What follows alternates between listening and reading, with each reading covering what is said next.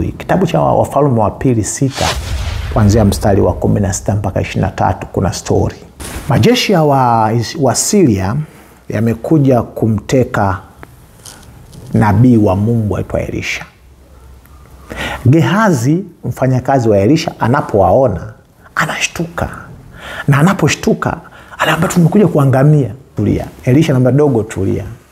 Walio upande wetu ni wengi kuliko wao.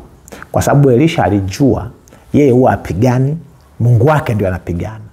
Wakati Gehazi anaona vijeshi vya Wasiria wanadamu, Elisha anaona majeshi ya moto ya malaika wa Mungu yaliyomzunguka. Biblia inasema alikuwa amezungukwa na majeshi ya moto, ya mafarasi ya moto kutoka mbinguni.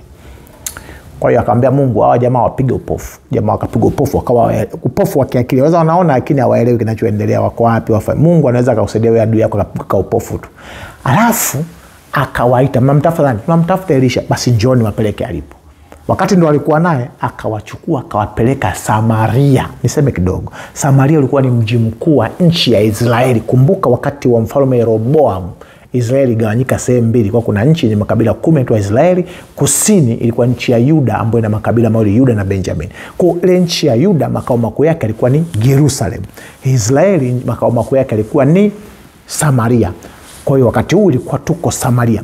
Wakabebwa wote wakiwa wajua wanaelekea wapi, wakaingia mpaka Samaria ikuru kabisa ndani wakakaa. Afu ndo akasema Mungu afumbue macho. Wakafumbuliwa macho. Wakashtuka. Kumbe wapo katikati ya moyoni kabisa mwa nchi ya adui yao. Hawanapokimbilia. Mfalme anamwambia Elisha, waangamizwe, waangamizwe, tumewapata, waangamie, waangamie. Elisha anamwambia mfalme, tusiwaangamize. Tusiwaangamize. Wapeni chakula, wale vizuri na maji wanywe, alafu warudishe kwao. Maana Mungu ni Mungu wa amani.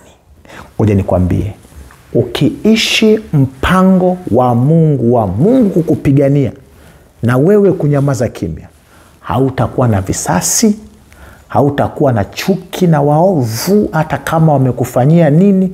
Wakati wote utakuwa unawavizia, unatafuta fursa ya kiungu ya kuwasaidia nao waokolewe, maana wanatumikia sehemu ambayo hawajui mwisho wake wataangamia.